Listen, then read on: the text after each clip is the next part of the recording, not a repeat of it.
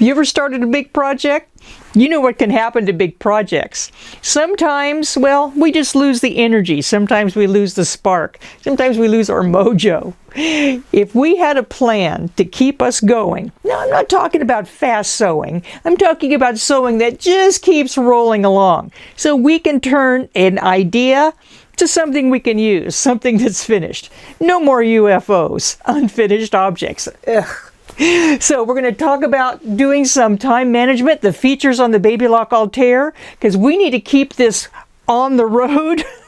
I'm Cathy. This is Sewing Tech Talk, and it's time to sew. So now, let's chat about keeping these projects rolling along. I'm going to talk today about doing some foundation piecing. I'm doing a little wedding ring, little miniature double wedding ring quilt. And I'm going to do some foundation piecing. Now, one thing about foundation piecing, what you're doing is you're sewing on a piece of paper, and it can be a little fiddly. What do I mean? Well, it just takes a little bit of time because there's a number of steps involved. And doing my little quilt, even though it's small, there's a ton of pieces. So I thought this would be a good project to explore how we could set up our machine, set up ourselves, set up our sewing environment so we can just keep rolling along. Because not everybody has, well, let's just say that not everybody has all day to sew. We have to kind of divvy our time out between the time that we have to sew. And, well, if you set everything up ahead of time, maybe this project will keep rolling along. So let me talk about some of the things that I do to kind of keep a project going, the things I have to set up. First, let me talk a little bit about the sewing environment. I'm lucky I have a dedicated sewing room. Well, it's kind of my job. I have to have a place set up so that I can show you these videos. But you may not have that luxury, or you may have a smaller area where that you can sew. So depending on the area that you have, it's kind of helpful if you can have everything set up and ready to go whenever you're ready to go. So for example, I do have a dedicated sewing area. I can lay my stuff out. It's not generally disturbed by anyone except me, but maybe you have to sew in the guest room. Maybe you have to take your machine and put it up on the dining room table. If you have the option, you can get a dedicated sewing table like a cabinet. One thing about a cabinet that's really nice is you can keep your machine in there, all your parts and pieces. It can be put away when you're not using it, but it also can pop up and be ready to go when you're ready to go. You also can get a number of sewing totes or just things to really hold the parts and pieces you're going to need when you're doing your individual sewing sessions. Now, I'm talking about sewing sessions that might be 15-20 minutes long. It's nice to be able to carve that little bit of time out of our day, and most people can. Think about when you could carve time out of your day. Maybe you could put dinner in the crock pot and that would ease up time that day. Maybe you can't sew during the week. Maybe you can only sew on the weekend. Figure out a time when you might be able to get some sewing put in. Now, what I also do is I take my project and I kind of chunk my project up into little parts and pieces. I call them like, let's see, I have a handout and I call them time groups. What do I mean by that? Well, for doing this little project, this foundation piecing project, I'm sewing a number of the arcs that are going to go into the project. This is my first real time group. What I did, in foundation piecing, you need the papers. I printed all those. I cut them out using paper scissors. I pre-cut a bunch of my little pieces to go on there. I sorted them by the colors that I'm going to use. So I did all that prep work. And now when I sit down to sew, I'm not fiddling with all that. It's all ready to go. So that's one thing that you can do. Take your project and chunk it up into time groups. And like I said, I made a handout. I even gave you a little pattern if you want to make a miniature double wedding ring like I am. But time groups depend on your project. Maybe it's a garment that you're making. Think of all the different areas that you can do it in little chunks.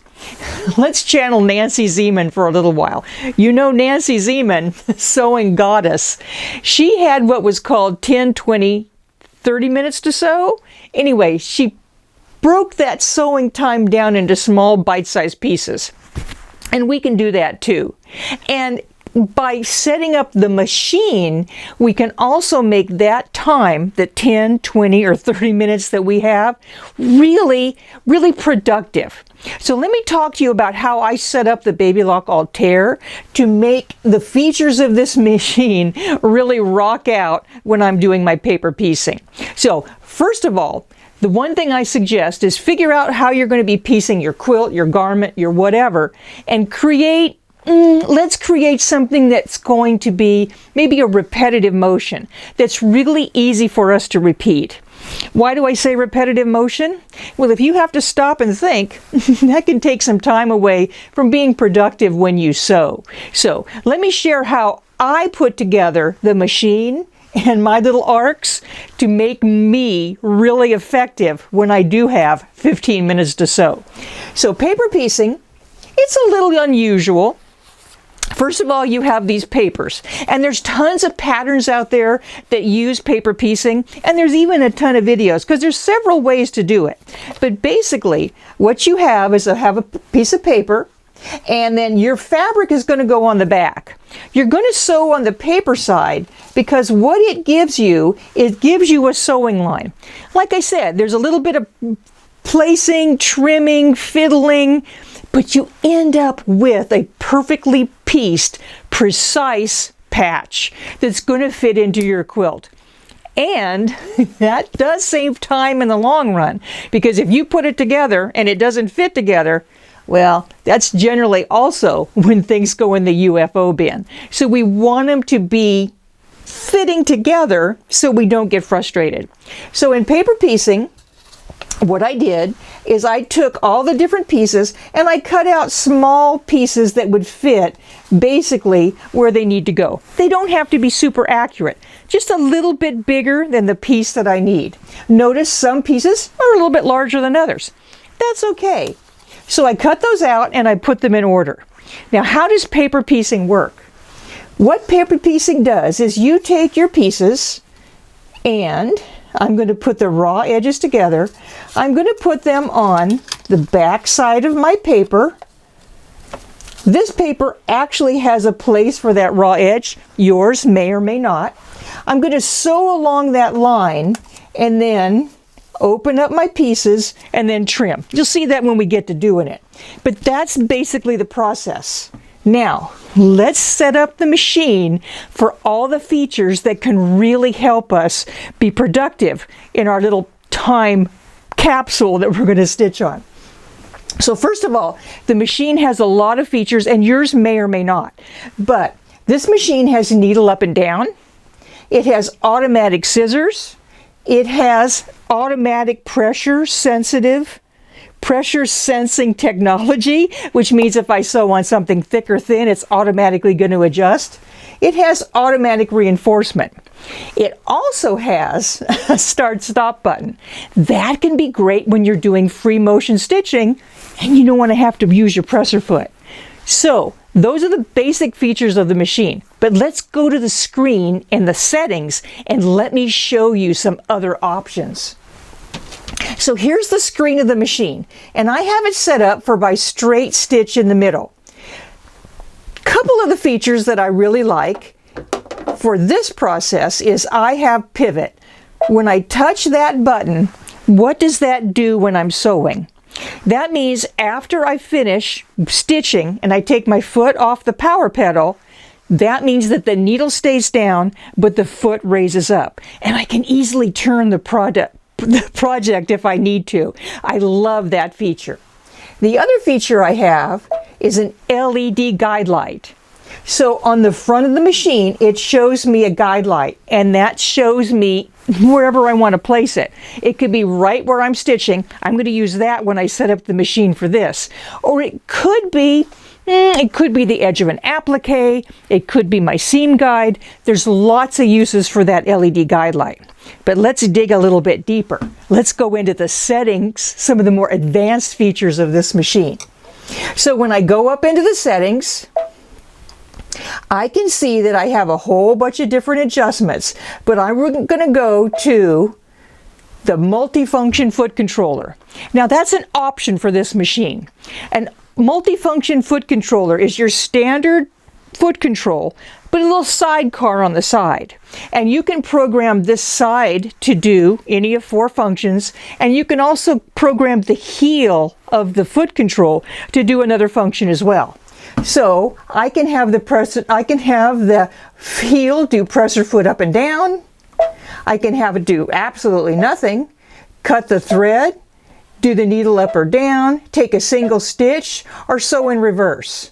Actually, on this one, I like it to do the presser foot up or down.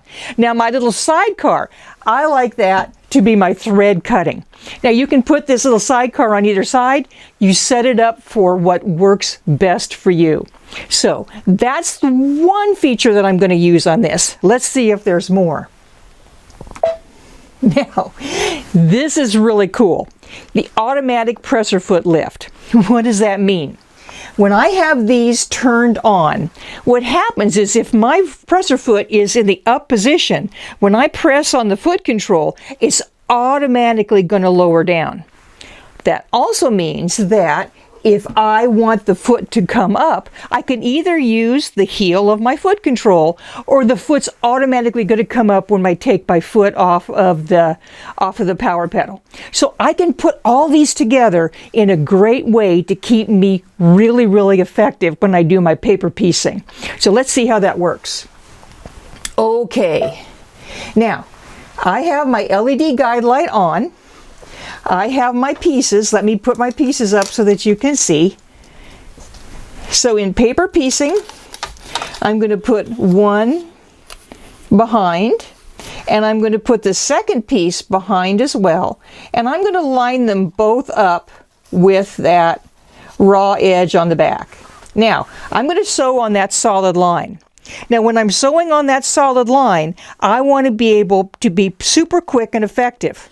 So I'm going to raise my presser foot. I'm going to place my item right below. Now, this is how I use that LED guide light. I want you to notice that when I have everything placed down here, I have the foot up, and I really have no idea where that foot would come down, but the guide light's going to show me where that stitching line is going to be. So remember, I set the foot to automatically go down when I press my foot control, and it's going to stitch right on that line. Now, another thing that I do is I could set up these individual stitches on the machine to cut them up just exactly where I want. Right now, this stitch is set for 2.5 stitch length. I kind of like something a little bit shorter when I'm paper piecing.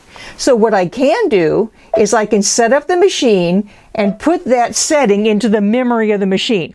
Now, whenever I turn on my machine, it's automatically going to go to that stitch length. And I don't have to remember to do it, fuss around with it. Remember, I'm ready to go.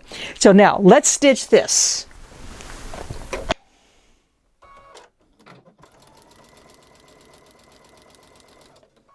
Now, that wasn't a very long seam, but this quilt could be very large. These could be very large paper piecing projects. This could be a king-size quilt and not the miniature that I'm making.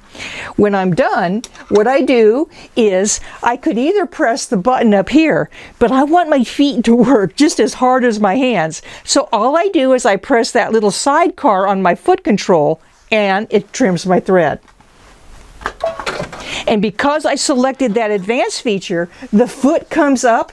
Now when I'm ready to sew, it's going to go back down again. Pretty neat, right? Now, one thing that's kind of important is when I turn this back, and remember, there's lots of different ways to do paper piecing. I want to trim this back, so I'm going to trim this. Another thing is you want to set up your sewing environment so that everything is super easy. I have a trash can right down here at my feet. So when I trim this edge, all I do is trim it directly into the trash can. And I'm ready to go with my next piece.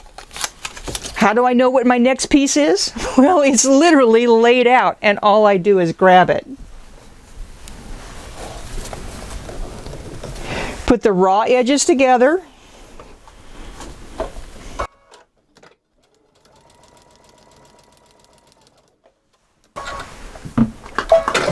I hope you can see that the 9 little pieces on this little arc, I can really rock and roll, and I can go pretty quickly. I set everything up so when I have my little time, my time happens to be in the morning, yours could be some other time, that I can come and I can do probably about 4, maybe 5 or 6 of these arcs in 10 or 15 minutes. And that really takes the stress out of getting all these multiple arcs done. Now, another thing I want to chat about is I've set up these arcs and they're going to be put together with another little piece in the middle. Sometimes when you set up your project, it's important to get the one part done, but you may not know the next part. To me, actually getting all these parts and pieces, the arcs put together, means that I can audition them on my next part, which is my background fabric. Why do I think that's a good idea? Well, sometimes so that we don't have a UFO, I think it's kind of important to get jazzed up again, to get excited about a quilt again. And, you know, it takes a while to get through some stuff, and maybe you just need that little spark to get through. Let me show you what I'm talking about. I'm going to put these aside and bring up some potential backgrounds. Now, I don't know which one I'm going to use. I originally thought I'd like the gray. Let's see what that looks like. Here's my different parts and pieces. Now, I think that looks okay, and it's kind of exciting, but let's see what it looks like on a different background. Maybe black.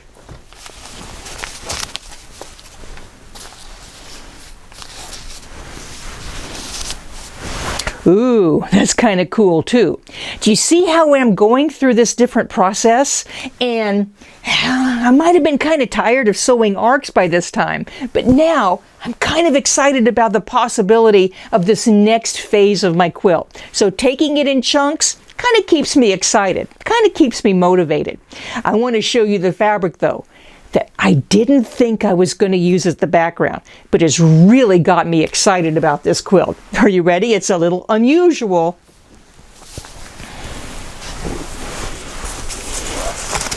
Look at this. Now, I would have never thought this was a background, but let me show you.